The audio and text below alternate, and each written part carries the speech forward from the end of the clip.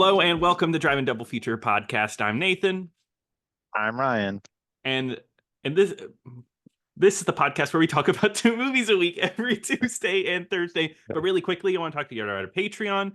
Head over to patreon.com/Driving Double Feature Podcast. We have fun games and conversations over there. This week, we're talking about House of Games. It was good. Bye, everybody. Oh, I'm just bye. kidding. I'm kidding. I was trying to rush it, do a quick episode, but no, let's take our time this week. This Tuesday, we are talking about House of Games, directed by David Mamet in his directorial debut. Famous playwright, award-winning playwright, gets into movies with this one. This is a That's my personal life. You can read the Wikipedia. Go ahead at the David Mamet Wikipedia, go through his personal life section. This is 80s David Mamet. So like before the internet where you could voice your opinions and everything wildly for everyone, you could actually keep them to yourself. Isn't that crazy?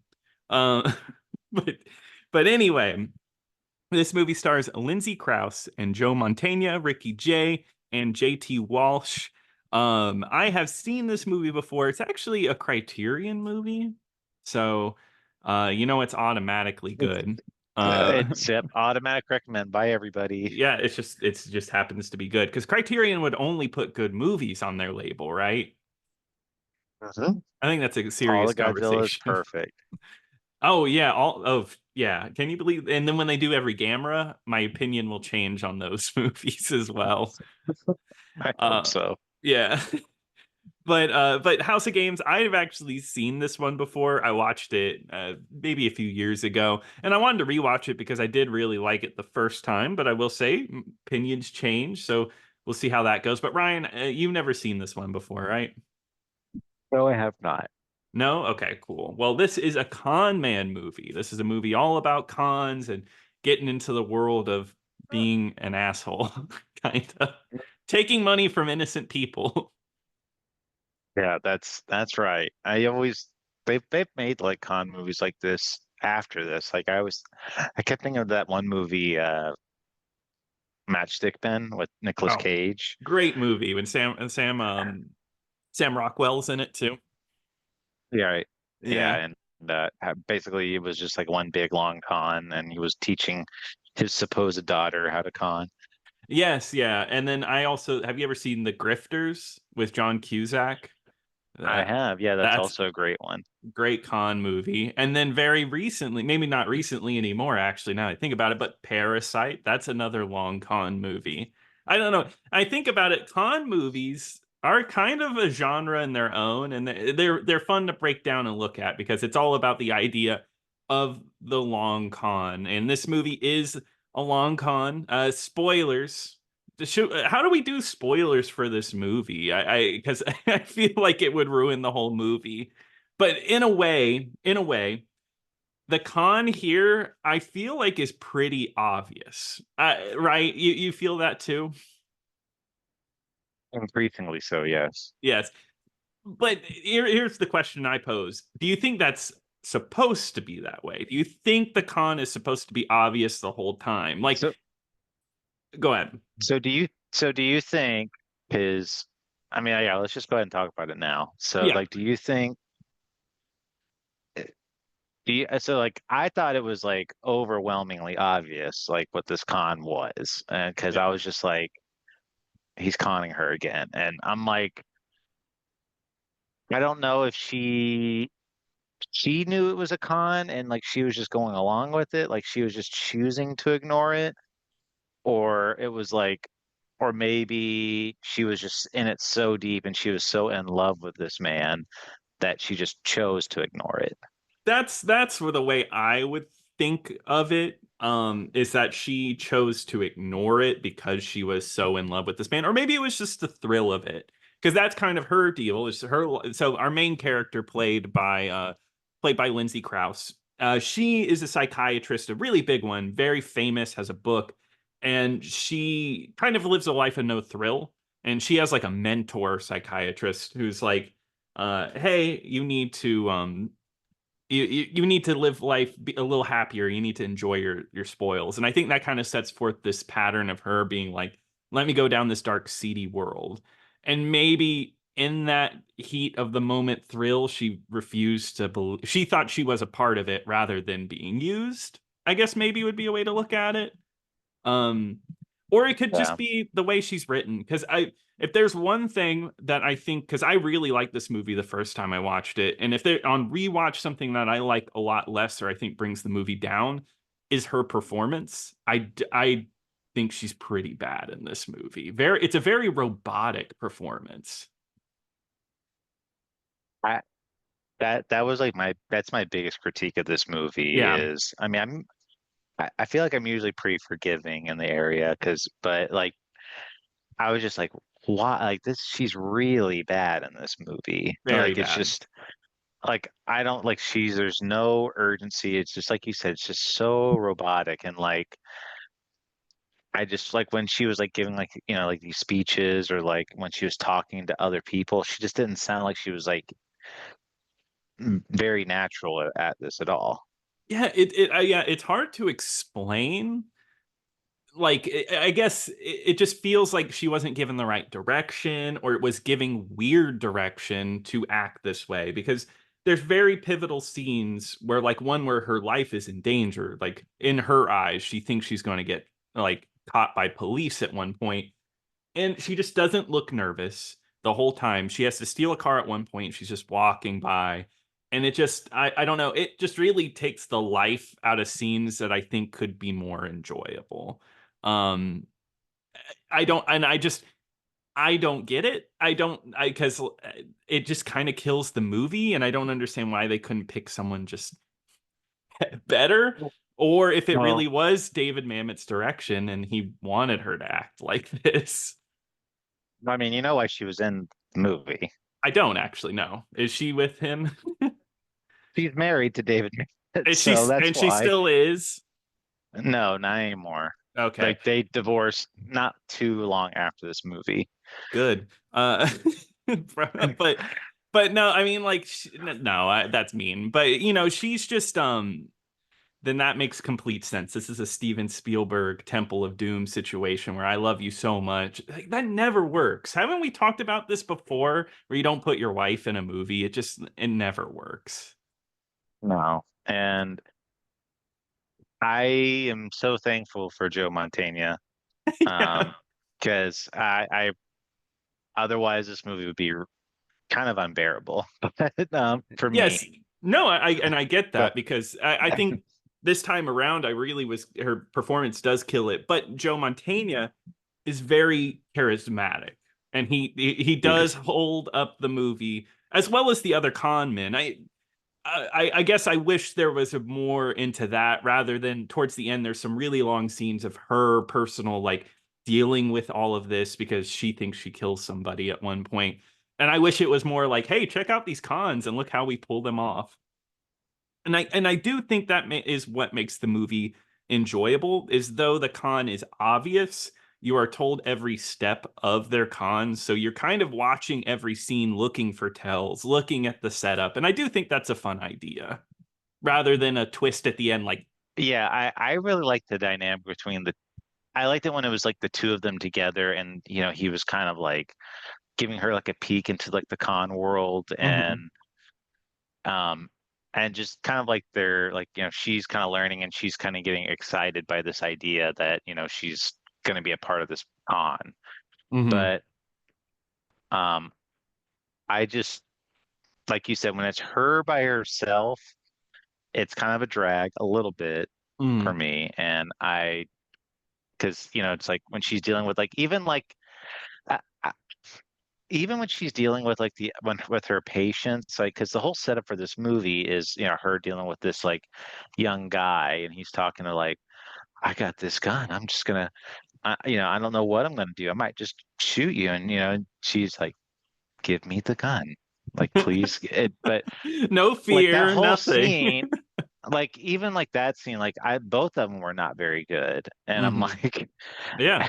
just, and I'm like, I'm like at that point I was kind of worried for the movie. I'm like, because that was, that's like one of the first scenes. I'm just like, oh boy, like, and Yeah.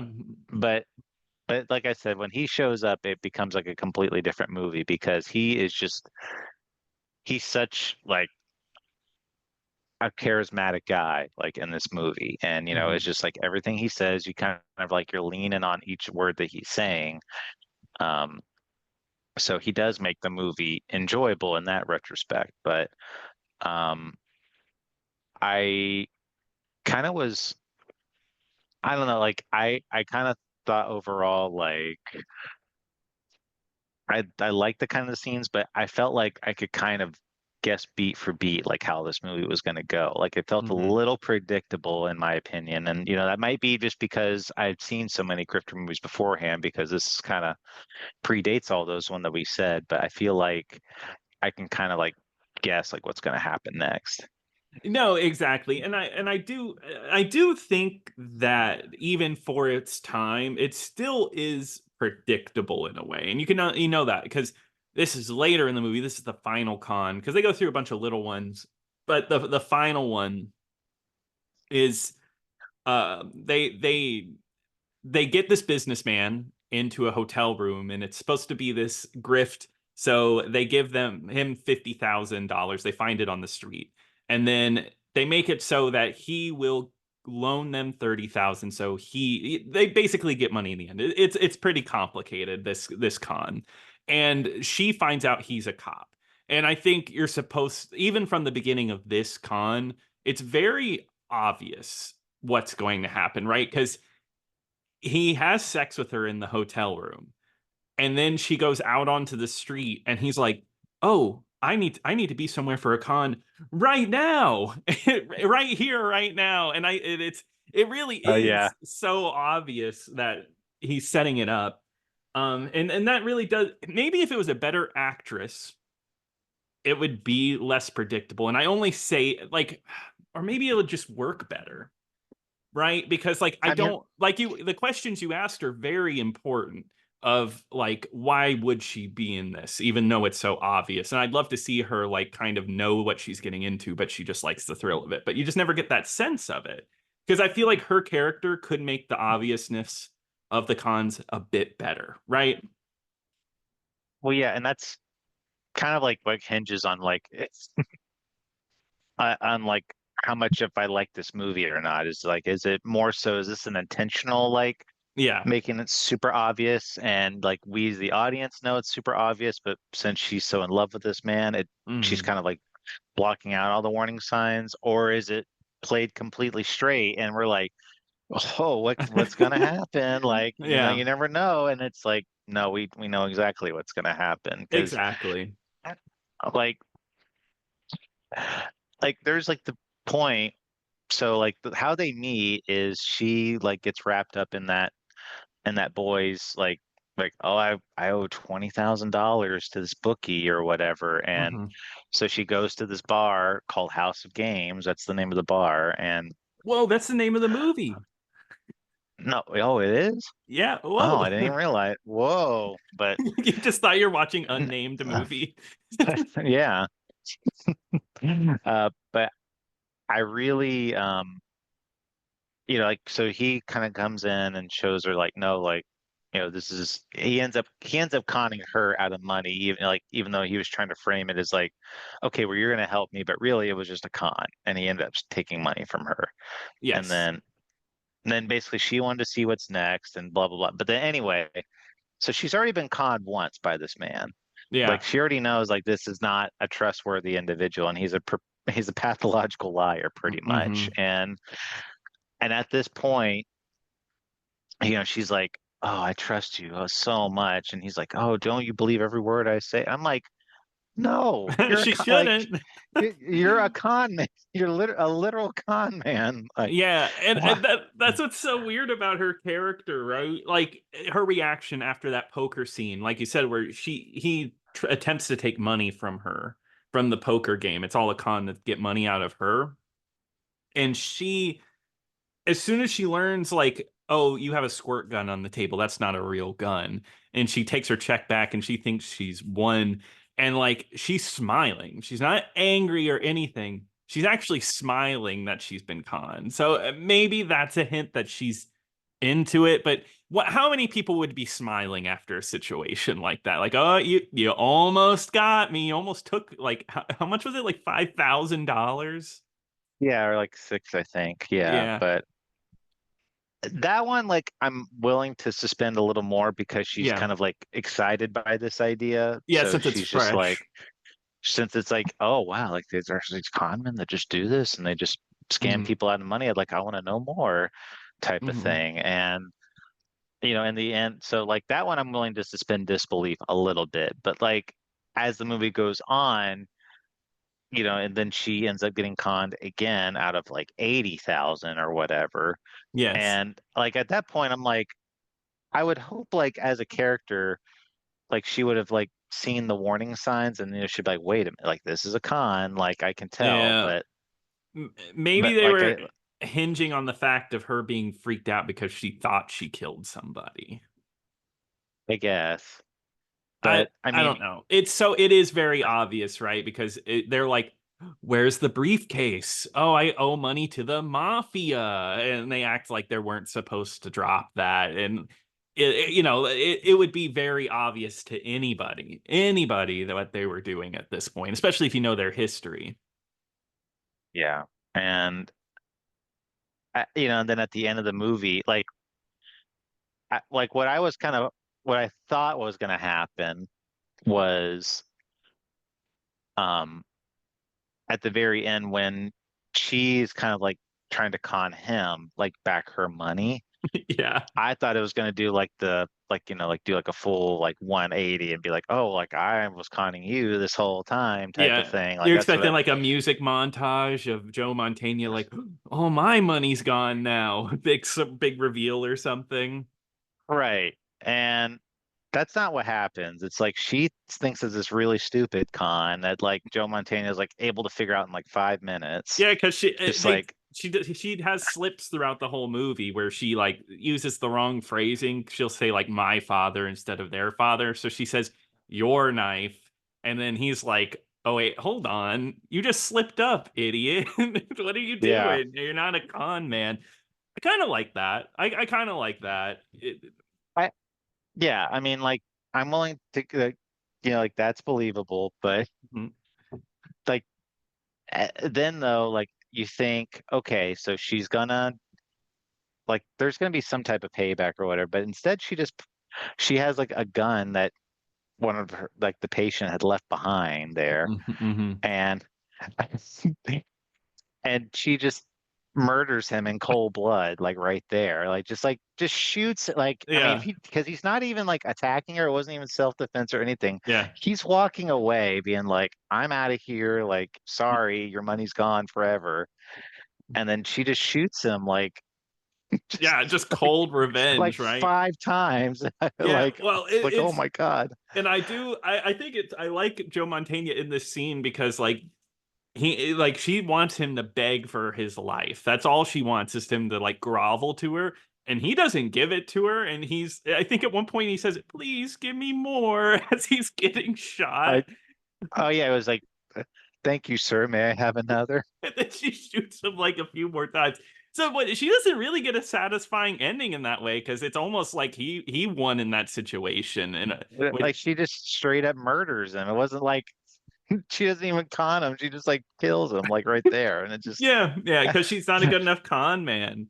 Yeah, it's definitely interesting. I think there's beats to it that I do like. I like the con stuff. I like the explaining. I would watch a documentary of just these people talking about like there's a scene where they talk about stealing money from the convenience store. And it's just like, oh yeah, you get the $19 and then you come out with a $20 bill. There's a few scenes like that where they explain cons, and I was like, oh, I'd watch this. This is fun to me. Or when they almost steal from a young William H. Macy who oh who yeah. shows up in this movie. Just like those explanations of small cons, I actually think that's the best parts of the movie, and I would take more of that. Like maybe even a movie about someone getting taken under the wing and going through all of this, which is kind of what she is, but instead she's getting played. So I don't know. It Yeah. just needed a bit more of that. I like that scene too. Like when William H. Macy, he was just kind of like hey, like, I really like you a lot. Like, I'm gonna give you, if you don't get your money, I'm gonna give you some of my money so you can get a cab ride home or what, or whatever. And Hmm. he's just like, and William H. Macy says, well, I'll do the same for you. Like, I'll give you some money if mine's not Hmm. coming in. Of course, his money's not actually coming, so it was just like, Hmm. and William H. Macy's like, oh, like here, let me give you that money, and he, John Montana's like, see, like that's just how they do, like play to Yeah. people's emotions like that. They'll just give you whatever they want, And he talks about like a but transaction, like, he gets to be happy because he feels good, and I get to be happy because I have money. yeah, and I like that stuff a lot. But like going back to the ending of the movie, Hmm. like when she shoots him dead, so and like she gets away clean, like doesn't get any caught or anything. But like mind you, like all of Joe Montana's con friends like know her. Like she's been seen in multiple places with this man. Yes. And so I'm just saying that this wasn't like exactly like a clean getaway or anything like that. And I like I also like the scene too when he's doing like the money with the envelope like scam where Hmm. he's showing him like, oh, like here you just put the money in and you just slip it in there through, like Yeah. through your palm with your hand with your mouth or whatever, and nobody knows. And then at the end of the movie, she's like a kleptomaniac now, I guess. I guess. I don't know if it was supposed to show that she had always had this in her or something. But yeah, she just steals a lighter in the end. And the way she says it too is so silly. She looks at a lady and is like, "Can you show me what's on the buffet?" She says, "Buffet." My God. Buffet. Yeah, Yeah, I remember buffet. that. And the lady's like, "A Waldorf salad." And then she, Solid. she takes the lighter from And then her. and then immediately lights up like right in front of her. And Damn. I think the lady should have been like, excuse me, did you just steal my lighter? Like Yeah. Yeah, that's my lighter? Or we have the same lighter. Oh my God. That would have been even better. I guess yeah, that whole ending, so maybe that's what it is. Maybe because I did really like this movie the first time and maybe I like it less now, and it all hinges on her because even that ending where she becomes a kleptomaniac kind of just doesn't make sense. I Her character's writing is just weird, and the way people treat her is odd because she gets called a bitch a lot in this movie. She gets slapped, and she honestly is just kind of dumb in this movie. It's honestly just kind of, it feels poorly written for a lead. yeah. Yeah, and Um, I know we're harping on that a lot, but it really makes more sense the more we talk about it. yeah, it's kind of like hinges on like what I actually feel, but taking it at face value, the only thing I can assume is that this is like it was supposed to be like, oh, you're never gonna guess what's gonna happen next. That's what I'm Yeah, at face value, that's what I think. But yeah, without actually knowing the intentions of it, then I don't know for sure. But there's also like really other weird scenes, like that one girl, like that mental patient girl.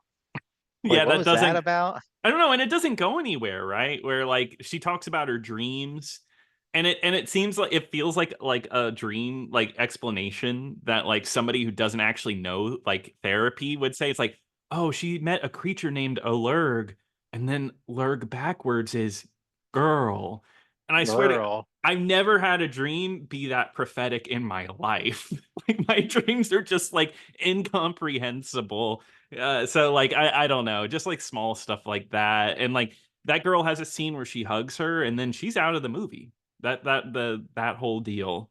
It would make more sense if like her therapy was more important to the plot, but it's not. It I feel like it could have been I- better because maybe she could have reverse psychology, done some stuff with her therapy, and been like, "Oh, I know who you are." Like, it just like something Or like got that. her involved, or got her involved with the con or something.